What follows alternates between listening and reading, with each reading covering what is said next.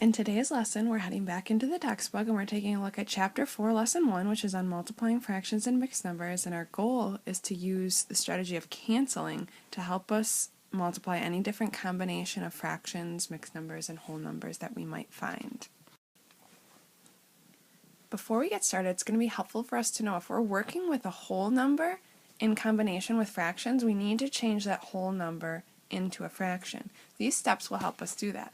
This will work with any whole number that we have, and we can change it into a fraction by using the whole number itself as our numerator.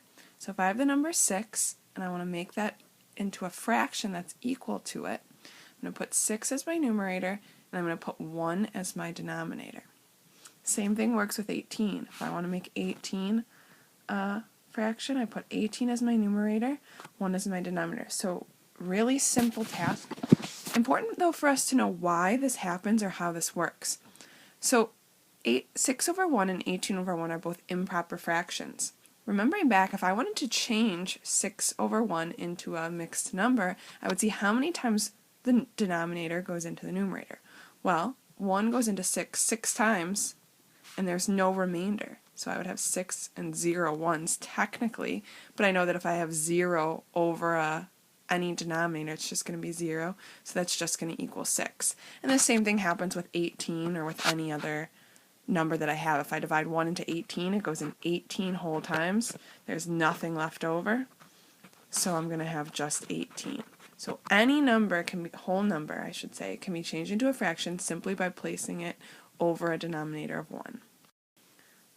So go ahead and try the other 3 examples on your note skeleton, and we'll discuss and make sure we have those correct when we get into class tomorrow. There's a standard set of steps that's going to work to allow us to multiply any combination of fractions, mixed numbers, or whole numbers. The first step asks me to turn each factor into a single fraction. In this example, I have 7/9 as one factor and 3/14 as another factor. Those are both single fractions as they are right now. We'll see in a couple examples of areas where we have to use step 1. So step 1 happens only sometimes if we don't have single fractions to start. Then we move on to step 2. I'm actually going to move beyond this right now. Step 2 is an optional step, but it's so important. It helps us so much and it saves us a little bit of work. So we're first going to look at, well, what happens if we don't do step 2? Because that will help us see the importance and why we're actually going to want to try to use that. So if I move on to step 3, it says multiply the two numerators to create the numerator for your answer. So if I multiply 7 times 3, I get 21. That's going to be my numerator. I'm going to multiply the two denominators to create the denominator for my answer.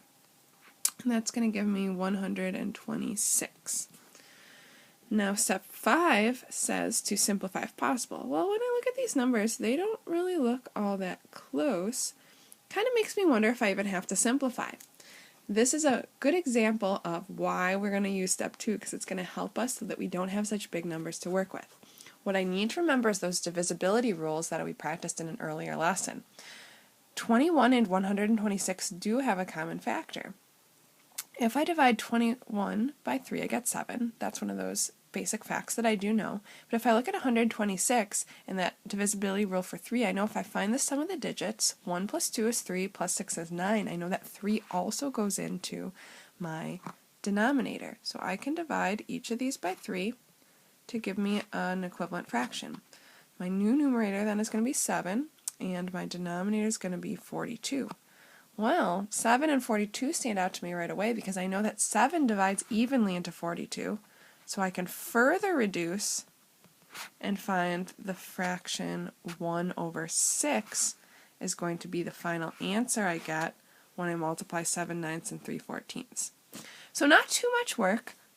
The multiplication originally to find my numerator and denominator weren't too difficult, and I was able to divide by easy numbers, but it is easy to, unfortunately, leave my answer as 21 over 126, which would not result in full credit because it can be reduced or simplified to 1/6.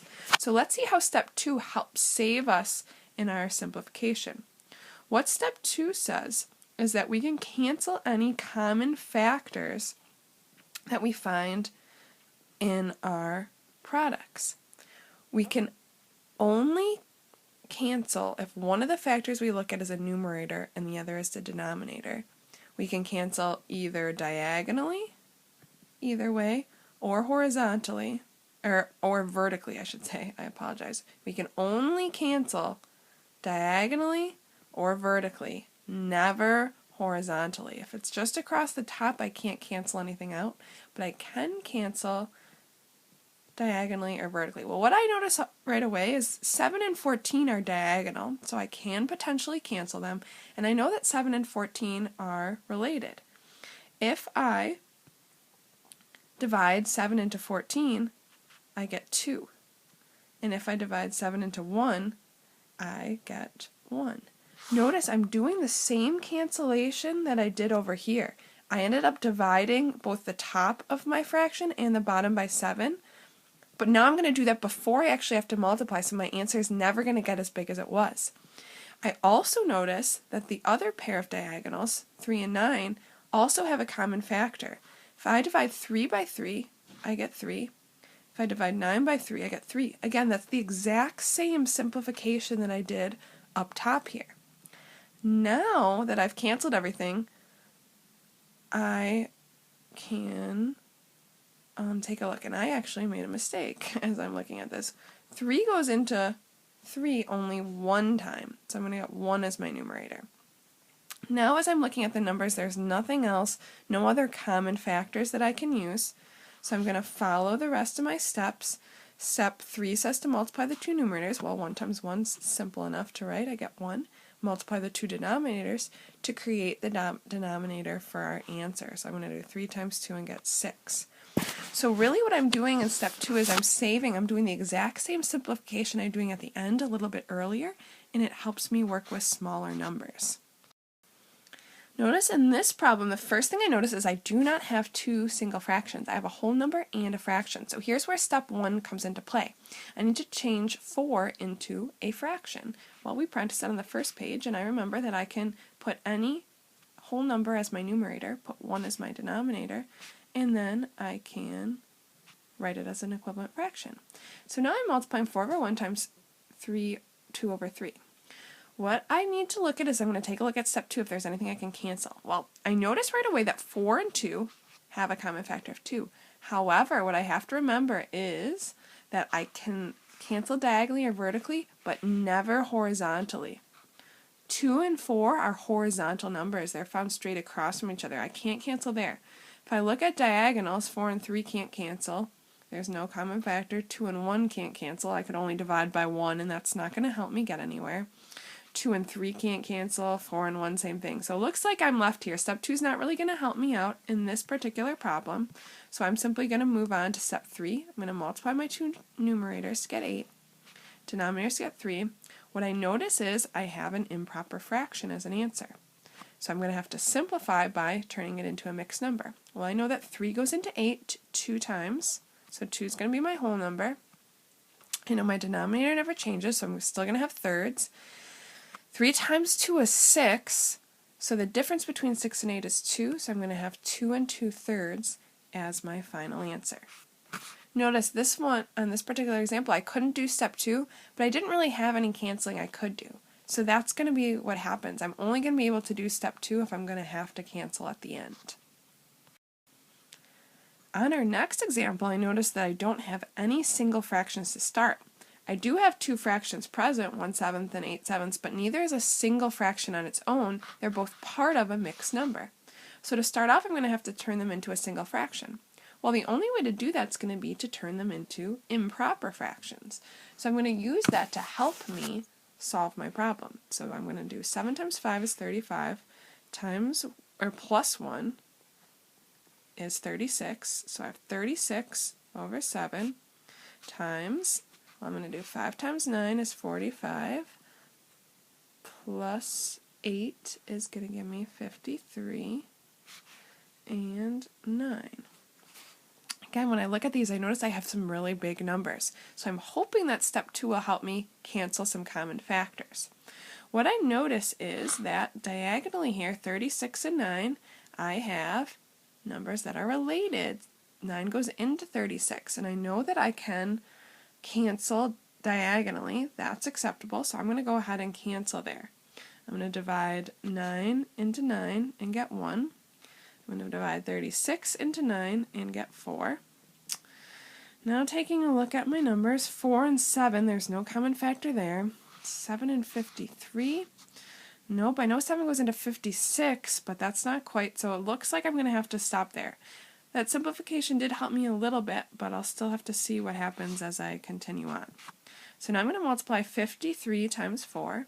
I'm going to get 212. And I'm going to do 7 times 1 and just get 7. So I notice that I have an improper fraction. So in order to do step 5, I'm going to have to simplify by making it into a mixed number. Well, I know that 7 is going to go into 212. Let's see. I think it's going to go in 30 times. So it's going to go into 21 3 times. So that'll work out nice. But then when I bring in down the 2, 7's not going to go into there, so that's where 30 comes from. So my whole number is going to be 30. 7's not going to change.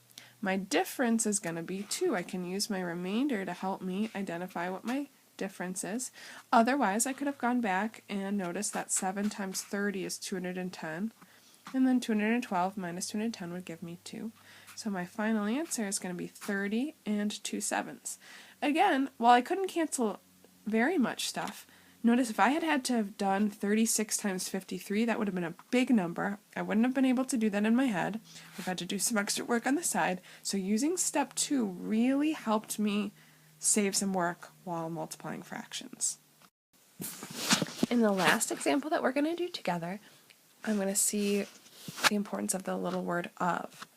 Whenever I see the word of, I should think of multiplication. If I'm finding 4 7ths of 2 and 5 eighths, I want to find the fraction 4 7ths of that whole number. I'm going to need to multiply in order to do that. So what I need to do looking at step 1 is write each as a fraction. Well, 4 7ths is already done for me. 2 and 5 eighths, to turn that into a single fraction, I'm going to have to make it improper. So I'm going to do 2 times 8 is 16, plus 5 will be 21, and 8. Oh, see, when I look at these numbers, I get excited because what I notice is that diagonally I have some common factors. That's going to help save me at the end. So if I look at 4 and 8, I know that 4 goes into 4 one time, and that 4 goes into 8 twice. And 7 and 21 are also related. I can divide 7 into 7, goes in one time. I can divide 21 by 7 and get 3. So this has really helped save me a lot of work. Now when I multiply my numerators, I just get 3. When I multiply my denominators, I just get 2. And 3 over 2 I can easily simplify into a mixed number. 2 goes into 3 one time. There's 1 left over as my numerator, and then my denominator doesn't change. Please try the next 4 examples on your note skeleton. Really remember and look at step 2. See if there's anything that you can cancel. It's really going to save you in the end, help avoid all the simplification that you might find when we're working with bigger numbers.